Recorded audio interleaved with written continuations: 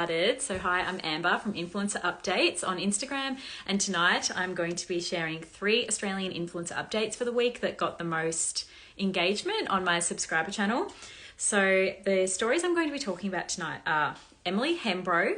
She admitted that she didn't know that lambs grow up into sheep. Rachael Finch, she revealed that she waved at the school crossing supervisor this week for the first time. And Andrea Moss from Real Houswives of Melbourne, she has exposed 2 eyelash growth serum brands for allegedly containing fungus in their formula. All right, I am not making these headlines up. Every week when I write these headlines, I honestly think people must think I'm making them up because you just couldn't make this stuff up. The first headline is the Emilee Hembrow one, so I'll cover that first. So this week she was talking about, actually, it was probably a few days ago now. Yeah, she was talking about that she went to a lamb farm, I suppose, like a lamb seller. And she was talking about how she wanted to buy a baby lamb, and the little lamb, this little baby lamb, she kept saying baby lamb, and that's what was concerning to me. She kept saying this little baby lamb was so cute and it was bouncing around and she really wanted to buy one. And she thought, you know, I better go home and do a bit of research and see if this is definitely the right move for our family. And okay, my immediate reaction was I posted this story straight away because I was like, this is so random that she wants to buy a pet lamb. So the caption I put on it was that Emilee almost bought a pet lamb today, but then decided she should do some research first as a pet is a big commitment. My thoughts are, does she realise that a lamb grows into a full-size sheep? Because I got the vibe from her video that she did not understand that a lamb grows into a sheep. And also, I'm not sure if her landlord would even allow a sheep. She lives in residential Gold Coast on the canals. She is renting while she is renovating a mansion, also on the Gold Coast. But yeah, I don't imagine her landlord would allow that. Anyway, she jumped on her stories the next day and she was laughing at herself. Like, she confirmed that no, she did not know that little lambs grew into full-size sheep, and she cannot have a full-size sheep as a pet. She probably doesn't realize that full-size sheep also eat a lot. Like, they eat grass and they eat clothes, like they eat everything. And she said that she thinks she did know that it grew into a sheep, but also like she didn't think about it at the time. She just thought she was buying a little lamb and it was going to stay a little lamb, I suppose. Very bizarre. Next story. Rachael Finch waves at the school crossing supervisor. So, okay, I'll start with her story from last week. So last week, she was telling us all, like she was filming this, that she ran her daughter's cross country with her at school. So her daughter Violet, she is 12, I believe. She's quite young. And so Rachel was filming herself chasing Violet in her school cross country, saying like, come on, Violet, like suck in the air and run faster, and really like egging her on. And it got a lot of backlash. People were saying that it's putting too much pressure on the child. Like, Rachel admitted herself that Violet wanted to walk at many stages, but having Rachel there really encouraged her to keep running. She placed 12th overall out of 100 people, which Rachel was saying she was really proud of. And yeah, it got a lot of hate, just saying like the whole attitude that she had. Like, people were saying it's not encouraging, it's actually just forcing her to perform. And they're also surprised that the school let her run the cross country with her daughter. But anyway, this week, her little drama, I suppose, it was such a weird story when I watched it. I did record it and I was like, do I post this? I don't know if I'm being a bit weird about it or if people understand what I'm thinking. And people definitely understood in subscribers. Like, there's quite a lot of comments of people confused about this. So Rachael Finch made a video. It was like 3 or 4 slides. It was about a minute long, explaining that every day when she goes to school drop off and pick up, there's a crossing supervisor and he's like very, very happy and waving at all of the cars that he sees regularly. And she was saying that today, for the first time, she decided she was going to wave back at him. And everybody sort of was immediately thinking, including me, like, why is today the first time? Like, why does she not normally wave back to him? But anyway, she was saying she waved back and it was such a good experience. Like, he was so happy. Like, he was shocked and so happy that she waved and was excitedly waving back at her. And she's like, you know, it felt so good. And just little acts of kindness, they go such a long way. I don't know, like, I don't think that's the flex that she thought it was. I do love Rachael as an influencer. She's actually somebody that I do follow very closely. I don't post about her a lot, but I do follow her closely. She's very family focused, which I love about her. She just speaks so highly of her husband. She is very like into like health and fitness, and she does project that onto her children, which she has said herself, like that's not necessarily a bad thing. Like if she's said herself that like if she was feeding them like junk food and things, everybody would think it's normal, but she wants her children to be happy and healthy, and this is how she sees the best way to do that, which I totally agree. She does also own like a supplement brand. She always shows like herself cooking with her protein powder and things. But yeah, I just feel like she kind of called herself out there that she doesn't normally wave to the crossing supervisor. And the third and final story is Andrea Moss from the Real Housewives of Melbourne. She came out with this bombshell this week. So she did a video talking to the camera, and she was saying that she has some really horrible news to share with everybody, and that her daughter recently came to her asking which eyelash growth serum she should be using. And Andrea decided to do some research, and she couldn't find any clinical studies on any that were proven to work. But what she did find was a lot of negative reviews on two brands in particular, Lash Therapy Australia and Zali Organics. And she was saying that after looking at all of the negative reviews, she decided to purchase one of each from those brands and get them independently tested. And they did have the exact same ingredients listed in the same order, so she believes they are from the same manufacturer. She got them independently tested, and there was traces of a type of fungus found in them both, which she believes is what was causing like irritations in these people who had left negative reviews. Now, this is all just allegations. She didn't show proof of this, but also she would understand that she can't be making allegations without proof because she could be sued for defamation. So I believe that this independent result did show this fungus, but I don't know what might have happened in the process. Like, I don't know if these were like brand new out of the packet, or if they'd been used on somebody's eyes, which then could have contaminated them with fungus, because Zali Organics, so they have posted a statement in response. Okay, what have they said? They've explained that they've had 60,000 units of the lash serum that they've sold. And yes, there are some negative reviews, but you've got to think about that this is like a very small number of customers. Like when you're selling such a big volume, there's always going to be a small number of customers that do have a reaction or do have a bad result sort of thing, which I think is definitely fair with any product, even food products, like that definitely happens. And she has also said that it is completely false and defamatory. I did reach out to both of those brands, and I did receive a response from Zali.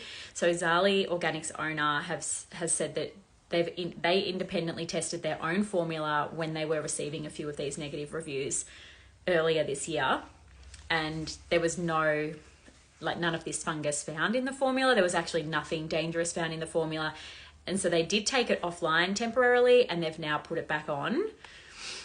So yeah, that's their side of the story. I've also been told by a few people that they noticed that Liberty Bell RX, which is Andrea Moss's skincare brand, it's Liberty Bell RX by Chris Moss, plastic surgeon. So Chris Moss is Andrea's husband, and he is a plastic surgeon. So their skincare brand, apparently they're going to be releasing a lash serum soon. Because I was thinking this whole time, like, what is Andrea's motive with this? Like, why does she even care to make this information public? And yeah, people are saying it's because their brand is going to be releasing their own eyelash growth serum, and they're sort of using this negative publicity of other brands to publicize their own brand, because then they'll come out saying, well, you know, we've exposed those other brands, you can trust us, like we're definitely not going to put that in our formula. So that is one theory. I don't know the facts. I haven't seen proof that this is coming soon for that brand. But yes, that is the rumour. And Lash Therapy Australia, I have not heard from, only because they haven't seen my message. But yeah, that is that. I'll go through the comments now and see what people are saying. Congratulations to the Booby Tape girls for launching a new product. The launch was super bougie on a private plane with many influencers. Yes, I love the Booby Tape girls. They are Australian, from Mildura, I believe it is, and they have just grown Booby Tape into such a big brand. It seems like it's really big in America, which is so cool. I'm guessing that's where this private plane was. The new product though, it was just like those chicken fillets that you like put into your bra to make your boobs bigger. I think that's what the product is. It's sort of like makes your boobs bigger. Someone's saying that the Emilee Hembrow thing, I might just try and, someone's saying that Emilee Hembrow's comment about not knowing the lamb turns into a sheep, it is like the Jessica Simpson tuna of the sea, no, chicken of the sea is chicken tuna, that whole debacle.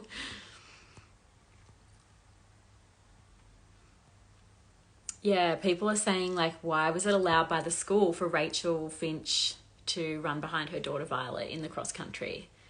And yeah, I'm not sure. I don't know. I sort of see it as a nice thing to do, but I can also see how it would put pressure on her. But I don't know. I know that Rachael had good intentions.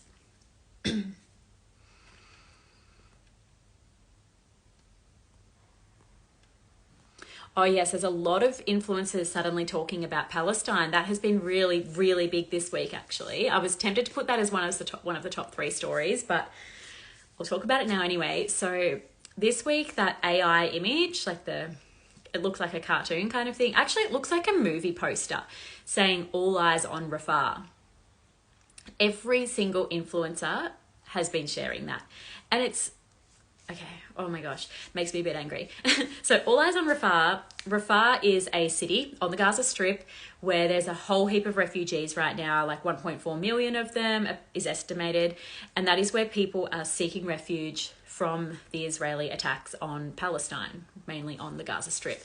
And so all eyes on Rafah is referring to the fact that like we need to understand, sorry, I need my water. We need to understand there's like 1.4 million people there seeking help. Like, what can we do to help them? That's what the all eyes on Rafah means. But every influencer sharing this artificial intelligence image, it's virtue signaling to me. Like, it's making them look like they're doing something, whereas really they're doing nothing. It reminds me of the Black Lives Matter movement where they all made their profile picture black. There are exceptions to this all eyes on Rafah, of course. I believe that like those influencers who are posting it and then following it up with maybe like 1 or 2 educational posts or, you know, like charity links, any sort of education around the topic, that to me is a pass. But simply sharing all eyes on Rafah and then going back into your paid posts as the next story, I think that is a little bit embarrassing and they probably shouldn't have shared it in the first place. It has definitely put a lot of focus on the situation, so I think that is a good thing, like because of the mass posting of it. When you looked down the bottom of the screen, it said over 31 million people had shared that AI image, so that is pretty powerful. But yeah, it's also interesting that it's finally like an aesthetic way for influencers to share about the Israel and Palestine war or genocide, depending who you ask.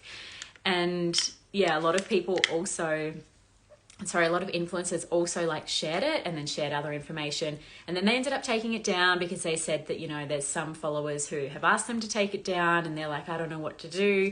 Because, you know, there are people who are Israeli or are, you know, they were Israeli. Like Mia Friedman, like she has openly said she is, I guess, on the side of Israel. I don't really know if that's the right terminology. And she got a lot of hate for that and then she hasn't spoken about it since. But yeah, there's also people saying that it's potentially propaganda, all of the images coming out of Gaza. So yeah, there are 2 sides to every story, but the general consensus of what most people believe is that Israel is attacking Palestine and killing a whole heap of innocent civilians in the process. Just in case you didn't know, but if you didn't know, that's probably pretty rare by now. What else have we got? Tammy Hembrow liked Kim Kardashian's post supporting Israel, but all of a sudden, because she's in the blockout list, she uploads. I think that also, like, you can support both sides. Like, nobody wants Israel people to be held hostage because that's also part of the rumors, or maybe it's facts, I'm not sure. But apparently Gaza are holding a lot of Israelis hostage. I need to move on from this topic because I'm influencer updates and yeah, people don't come on here to hear about this. I've used the lash therapy serum and have never had a problem. It doesn't irritate and my eyelashes have actually grown. That is awesome. And I think that those results are probably true for 98% of people that use it. Justice for the lollipop lady. That's what someone's saying. It was actually a man, the supervisor of the school crossing, that Rachael was waving to. But yes, justice for the lollipop man. Any thoughts on the Outspoken ladies writing for Mamamia? Does this mean they have some sort of contract or is it freelance? My thoughts are that I love reading their articles. A lot of it has been like double ups of their content that's on their podcast, but that's fine. I still like to read about it again. I really like the way they write, actually, and the way they convey information. Does this mean they have some sort of contract? I don't imagine they would. They have been sort of writing articles sporadically. And I have noticed that Mamamia have at times advertised for freelance writers and you have to like provide a sample of your work and it needs to be like a minimum of so many words, and I imagine they're doing freelancing for that reason. I also swear that I saw this. I haven't been able to find it again, but I swear that they said you get paid minimum $500 per post. But yeah, don't quote me on that. Chontel Duncan is going to kill the online fitness industry. Yes, so Chontel Duncan announced today that she's launching her own fitness app. So she used to be a trainer for Sweat, which is co-owned by Kayla Ritzinas, and she quit that maybe like 18 months ago. But yes, I think that her app will be very successful. She does own like a chain of gyms, although I feel like she's been reducing the number of gyms in recent years, or it maybe in like that last 18 months. But yeah, I think that her app will be very successful. She does have a very good following. Although I feel like her peak following might have sort of been about a year ago, especially when she was on the Sweat app. And I imagine that the delay in releasing her own app was probably because there was a clause in her contract when she left Sweat. She probably had to wait a certain amount of time because that happened to another influencer as well. Anna McAvoy's wedding from Goldie B was stunning. Yes, Anna McAvoy's wedding was stunning. Nobody expected anything less. Like, she is just a stunning person. And yeah, so she had her wedding in Corfu in Greece and there was so much content. I love how much content she filmed. Like, even if you look at her friends' posts and like the photographers' posts and stuff, there's just content everywhere. And there's like TikToks, and she wore, I think she just wore one dress. Maybe she just hasn't revealed the second dress yet. I think that's what it is. But yes, there's so much good content to see and it looks very spectacular, I suppose.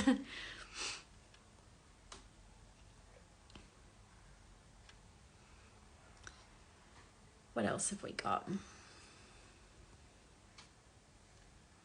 So many people talking about the Palestine thing. That's interesting.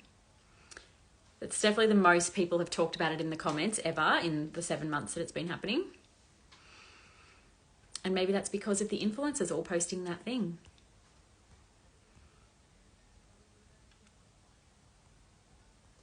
Please stop clicking the water bottle. Sorry, that's just like a fidget thing, isn't it? Do you know, are they filming the Australian race now? Ooh, I don't know. I imagine they would be. I'd have to go on someone's profile and see if they're posting or not. But I remember like Lily Brown was saying a while ago that she's going to be going to Europe for 6 weeks. And I feel like the timing would be about now. What was Mitch Third saying about a baby being on the way? Honestly, oh my gosh. He wrote something the other day. Someone did a Q&A saying, how many children do you want to have? And he wrote, I've got one on the way, but I want 4 to 5 total. And I immediately screenshotted it and was like, what? He has a child on the way? Like, how has he not shared this previously? So I don't know if it's true or not. And then the next post he did was he wrote baby number 1 and it was his Mitch Third Fix drink bottles. And I'm like, oh, okay. So he means he's got his business on the way. But then the next post was baby number 2 and it was his energy drink. And I'm like, okay, well, that would be 2 on the way.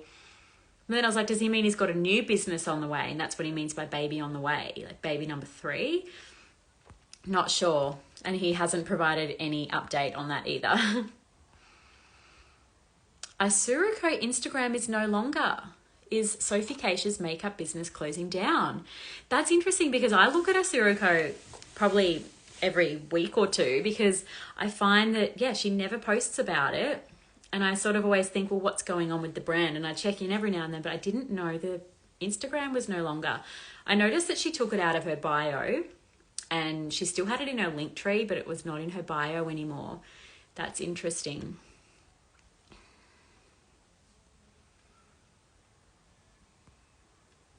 Oh my gosh, people thought I was cracking my knuckles. No, it's just this click, click. That's so funny.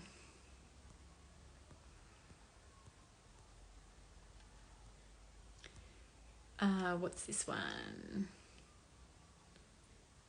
Oh, someone's saying she had to discount it. Only 19 spots are available. Oh, okay. So Tammy Hembrow's fitness camp in Greece. So yeah, I suppose that would be happening while she's over there. And I've heard that it didn't sell out. And someone's written here that she had to discount the final spots. There were only 19 spots available, but it didn't sell out. Oh, speaking of sell out, Mitch Orville, he launched his new business yesterday. So that is Tiny Truck Tribe, which is those little kids' forklifts. I think they're remote control.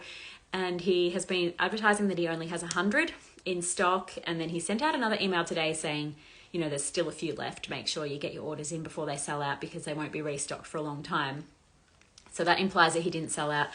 I don't know what the truth is behind this because it all seems a bit suspicious to me. So he's working with this company called Freedom Club who mentor you how to create your own website and drop ship. Mitch always says that this is like a drop shipping mentor thing. Maybe I've misunderstood. But yeah, he was saying that he's going to create this business, Tiny Truck Tribe, to like show how the Freedom Club mentors you. And like, he's going to show us all like all the information behind the scenes of how it all works so that we could like see how successful the Freedom Club would make this for him. But then he's saying he's made 100 units. And I'm like, well, that would not be drop shipping if you've made them. And also I don't believe he has made them because they look very similar, if not the same, as a similar product on another website. So I'm not sure what's going on with this business and if he'll be using it as an example for Freedom Club. We'll just have to wait and see what happens there.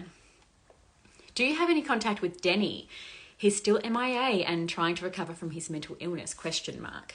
Interestingly, I drove past his parents' cafe today and I was looking in the window. I'm like, I wonder if Denny's in there. But no, I did not see him. And I have not heard anything about Denny in quite a long time. Speaking of, what's it called, like retreats, Georgie Stevenson, she's doing a retreat. So that was advertised to her app members in the last few weeks. I think it's on the Sunshine Coast. And then there were 3 spots left. So she then advertised it in her Facebook group. But yes, that's a 3-night retreat for $2,900. Well, from $2,900, which is so much money, like $1,000 a night. I'm guessing that's if you're sharing a room, but there's obviously a big demand for it and it would be a very jam-packed 4 days of stuff. So I can see why it needs to be that expensive. What's Shani Grimman doing with herself these days? So I actually just went down a rabbit hole with her today, like looking at all her TikTok and Instagram stuff lately. She was doing a lounge underwear sponsorship today on Instagram stories. She's always promoting her silk swim. That seems to be her biggest focus lately. And that's about it really. She doesn't really share much else. Oh, someone said here that they're buying one of those forklifts for their kid. That'll be really cool. I imagine they would be very fun.